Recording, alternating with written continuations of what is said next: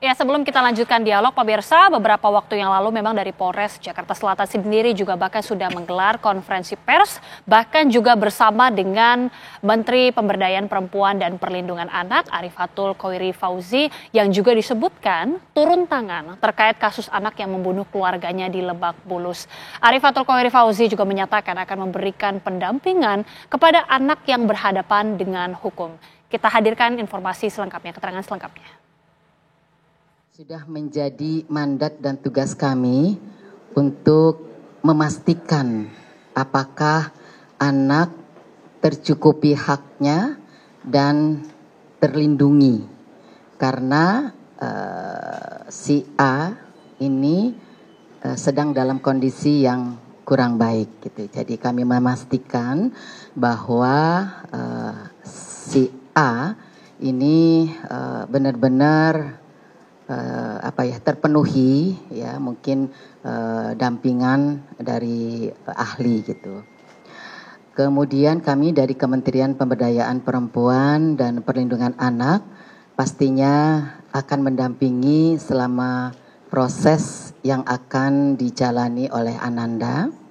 Ya, Ananda A ini mudah-mudahan proses ini bisa dilalui dengan baik dan dalam kondisi yang baik juga.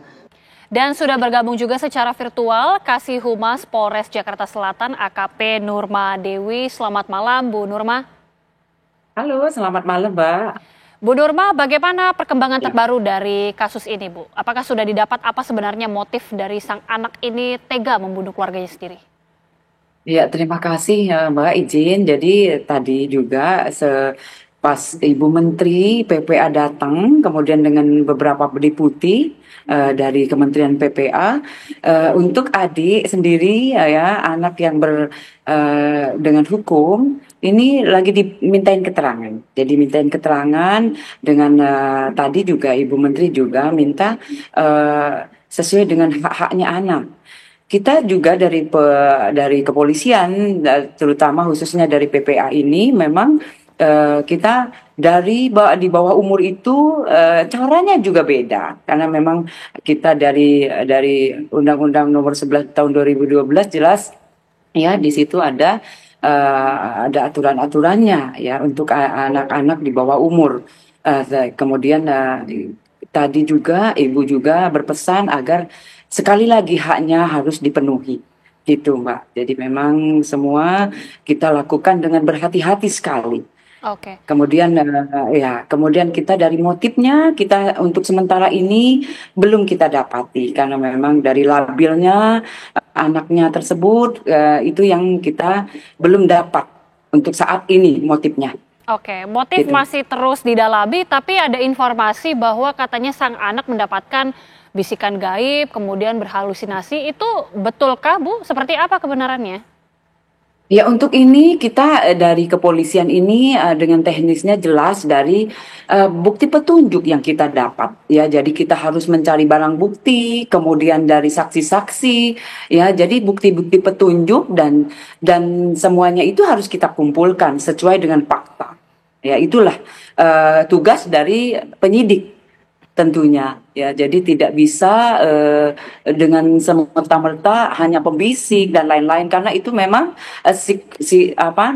memang dari kita harus sesuai fakta ya. Kemarin juga kita mengambil barang bukti itu berupa dari darah dan lain-lain yang merupakan petunjuk ya siapa sebetulnya pelakunya. Itu yang harus kita dalami. Gitu Mbak. Oke, dari kesimpulan atau mungkin dari penyelidikan sementara, Bu Nurma, sebenarnya seperti apa hubungan sang anak ini dengan keluarganya? Apakah mungkin ada histori pernah mengalami cekcok atau ada perlakuan tidak menyenangkan dari keluarga? Jadi saya juga dari kemarin juga saya berkoordinasi dengan tantenya. Jadi tantenya itu adik bapaknya, ayahnya itu setelah dapat penyerahan dari Polsek Cilandak langsung didampingi oleh tantenya. Tantenya sampai detik ini pun masih berada atau mendampingi anak-anak tersebut. Setelah saya tanya, kemudian kita juga bertanya bahwa ini kenapa, mengapa, kok bisa terjadi ya hal-hal yang sangat tidak baik ini yang dilakukan. Dia juga tidak menyangka. Sampai detik ini pun saya tidak menyangka, Bu, karena memang anak tersebut ini selalu didampingi nenek, ibu, dan bapaknya karena memang anak tunggal ya, satu-satunya. Jadi kasih sayang itu melebihi dari segalanya. Tantenya yang dari kesaksian tantenya tentunya kita dapat. Dan hari-harinya juga dari anak tersebut juga seperti biasa anak-anak SMA kelas 1 ya, dari mulai dari kecil kemudian lanjut dia tumbuh besar dengan dibesarkan dengan kasih sayang. Itu yang kita dapat dari tantenya ya, untuk sementara itu, Mbak. Oke, Bu Nurma, Bu Lia, ini menarik sekali ya, cukup aneh ya. Tadi kalau dari keterangan pihak kepolisian tidak ada sepertinya percekcokan, meskipun kita masih menunggu ya tentunya hasil penyelidikan. Anak disayang, ceria-ceria saja. Apakah memang ketika berperilaku seperti ini ada tanda-tanda yang muncul sejak lama atau sudah terlihat sebenarnya keanehannya? Oke, mungkin kalau secara kejiwaan ya, jenis agresivitas itu ada dua.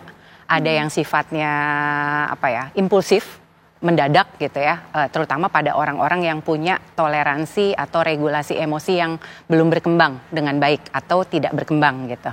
Nah, terutama kalau pada kasus ini kan nih pada anak remaja gitu ya, kita juga perlu melihat apakah pada saat kejadian perkara ada satu kejadian pemicu yang menimbulkan terjadinya luapan emosi yang berlebih gitu. Itu yang perlu kita buktikan dulu.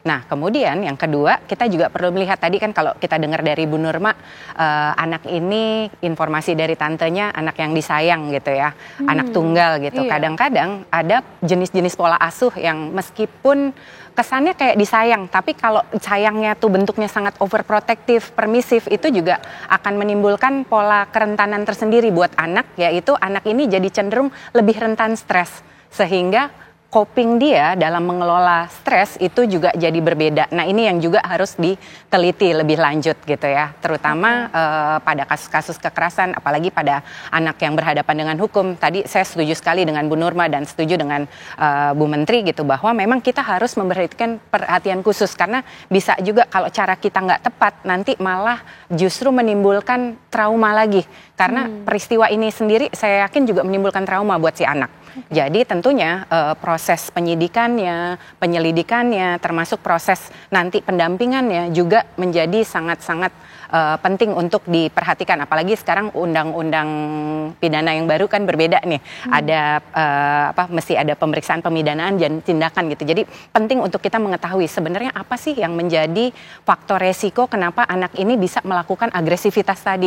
Terutama apakah anak ini justru meskipun dia disayang, apakah dia juga pernah mengalami yang namanya adverse childhood experience nih, pengalaman-pengalaman bullying tadi kalau ditanya sama Mbak kan tadi bahwa apakah ini udah terjadi lama tapi kita nggak ada yang tahu gitu, jadi kayak tips of iceberg nih, jadi benar-benar kayak fenomena gunung es gitu. Waktu dia menusuk ini jangan-jangan udah ada masalah stresor yang banyak nih dari biologis. Selain di remaja kan tentunya stresnya lagi tinggi nih, anak remaja kan pasti lagi banyak tekanan baik terhadap dirinya atau cara dia beradaptasi dengan lingkungan. Kemudian juga dari faktor sosial gitu. Apakah secara sosial anak ini juga sedang punya permasalahan, itu yang harus kita gali. Nah, kemudian juga peran keluarga gitu. Apakah saat itu keluarga juga mungkin nggak notice gitu, karena misalnya anak ini nggak pernah cerita atau apa, itu juga yang harus digali gitu. Jadi banyak hal yang perlu kita gali supaya kita betul-betul bisa menyikapi apa sih sebenarnya mendasari hal ini, tujuannya buat apa? Agar nanti kita bisa membantu mengkoreksi anak ini gitu, untuk kedepannya menjadi lebih bisa berkembang potensinya gitu, agar tidak terjadi masalah-masalah regulasi emosi yang berulang seperti itu. Tapi kalau berdasarkan keterangan dari Bu Nurma tadi, ini mungkin kalau pemirsa adalah orang tua ini jadi serba salah. Ketika tadi disebutkan anak tunggal yang sangat disayang, kemudian ceria-ceria saja, tapi tiba-tiba kok bisa berlaku seagresif ini. Apakah memang mungkin itu terjadi, Mbak? Bahwa padahal kasih sayang diberikan ini sekali lagi kita masih menunggu ya bagaimana faktanya. Tapi dari informasi awal disayang, kemudian sampai bisa berlaku seperti ini, sampai ada bisikan halusinasi akhirnya melakukan perbuatan keji. Kita juga masih terus menunggu. Apa sebenarnya yang bisa memicu dan bagaimana orang tua ini bisa membedakan supaya tidak salah asuh begitu? Ya, mungkin tadi menyayangi itu kan kadarnya harus cukup ya, bukan berlebihan gitu. Waktu kita selalu membenarkan perilaku anak, waktu dia salah nggak kita koreksi, itu juga menjadi sesuatu yang sifatnya akan menimbulkan permasalahan. Jadi faktor resiko buat anak ini jadi nggak tahu norma yang benar atau norma yang sulit. Atau dia justru biasa bergantung misalnya. Kalau apa-apa dalam stres udah ada nih mbaknya atau orang tuanya atau mamanya atau papanya yang nantinya mungkin membantu dia. Sehingga waktu dia berhadapan dengan stres yang sesungguhnya, dia jadi punya masalah. Nah, susahnya kalau di anak remaja, satu lagi nih faktor yang justru bisa memicu agresivitas tuh jadi lebih tinggi lagi, yaitu apa? Peer pressure gitu. Waktu misalnya dia tahu anak remaja itu kan lagi pengennya untuk punya jati diri gitu. Dia nggak pengen jadi anak mami, anak papi gitu. Apalagi nih anak tunggal gitu. Jadi keinginan tadi antara pengen disayang tapi juga pengen mandiri di saat yang sama waktu peernya nanti ngegodain, ih kamu gitu aja anak mami. Di situ fenomena emosi bisa terjadi gitu. Jadi dia jadi serba salah gitu. Nah, mungkin kalau kita sebagai orang tua, kedekatan kita sama anak, di situ kita akan lebih peka tuh ngelihat kalau terlihat ada hal-hal yang sifatnya anak ini jadi lebih sensitif atau jadi lebih menutup diri, atau waktu kalau dalam mungkin kalau emosi nggak terlihat, kita bisa lihat perilaku nggak terlihat mungkin dari performance gitu, sekolah jadi turun atau tadinya bergaul sama teman tiba-tiba menarik diri. Nah, hal-hal yang seperti itu yang mungkin secara umum perlu kita sebagai orang tua memperhatikan, apakah anak kita nih mulai ada gangguan nih dalam perilakunya, dalam performance-nya. Satu lagi mungkin dalam isi pembicaraan, waktu bicaranya jadi hostile gitu, jadi sensitif, jadi dikit-dikit lebih mudah marah gitu. Nah, di situ yang mungkin kepekaan kita sebagai orang tua perlu untuk mengajak bicara dia. Tapi kembali tadi, waktu kita memberikan arahan, mungkin juga penting untuk kita melihat pola mana sih yang tepat, bukan kita mengambil stresornya, tetapi membantu anak kita untuk bisa mengenali apa stresornya dan bagaimana dia mengelola stresor itu sehingga dia jadi lebih resilient gitu, supaya copingnya terbentuk. Jadi bukan mengambil alih permasalahannya, karena kalau kita ambil alih, anak ini jadi steril nih. Jadi kerentanan dia untuk mengelola permasalahan jadi lebih rentan ya, jadi lebih lemah, jadi emosinya jadi lebih mudah terpengaruh seperti itu. Harus ada kepekaan, kemudian juga kebijaksanaan dari orang tua. Tapi Bu Nurma mengingat saat ini sang ayah sudah meninggal dunia, sang ibu saat ini tengah dirawat karena juga menderita luka. Bagaimana pendampingan untuk sang anak ini? Kemudian juga agenda besok seperti apa, Bu Nurma? Ya, jadi kita dari Polres Metro Jakarta Selatan, terutama dari PPA, ya dari pendampingan ini memang dari tantenya yang jelas yang selalu mendampingi dari keluarga. Kemudian dari dari Kementerian PPA juga sudah hadir untuk mendampingi ya. Jadi semuanya memang mendukung karena memang kejadiannya ini sangat langka yang dilakukan oleh anak di bawah umur yang notabene-nya memang dari keluarga yang betul-betul harmonis ya. Memang demikian adanya dari keterangan-keterangan yang kita dapat. Lanjut, kemudian kita juga seseorang yang mempunyai kasus atau melakukan kejahatan itu pasti ada sanksinya. Itu tidak bisa mengelak, Mbak. Jadi kita di kepolisian itu adalah tugas tanggung jawab kita. Jadi sanksinya jelas ya. Jadi kita memeriksa kemudian meminta keterangan untuk apa? Karena memang mengumpulkan barang bukti, lanjut juga saksi-saksi untuk menjerat siapa pelakunya sebetulnya gitu. Nah, jika memang terbukti memang dari saksi harus menjadi tersangka. Itu memang sudah aturannya. Nah, kemudian juga sanksinya walaupun di bawah umur tetap jadi ada sanksinya. Di sini juga kita sudah menerapkan dari pasal 338 KUHP, kemudian subsidiar juga kita kenakan 351 ayat 3 ya, menghilangkan nyawa orang lain. Kemudian juga dengan pasal 44 ayat 2 dan 3 jelas ya. Jadi di Undang-Undang KDRT semuanya jelas. Semuanya pasti ada sanksinya dari kejahatan atau sesuatu yang dilakukan dengan kejahatan mau di bawah umur ataupun memang sudah dia di 18 tahun, di atas 18 tahun, pasti ada sanksinya. Itu, Mbak. Baik, baik Bu Nurma, terima kasih. Kita akan nantikan terus dan kita kawal terus bagaimana perkembangan dari kasus ini. Terima kasih juga Mbak Natalie sudah bergabung bersama kami. Mudah-mudahan para orang tua ini bisa semakin mawas diri, bisa semakin mengevaluasi bagaimana cara pola asuh. Terima kasih.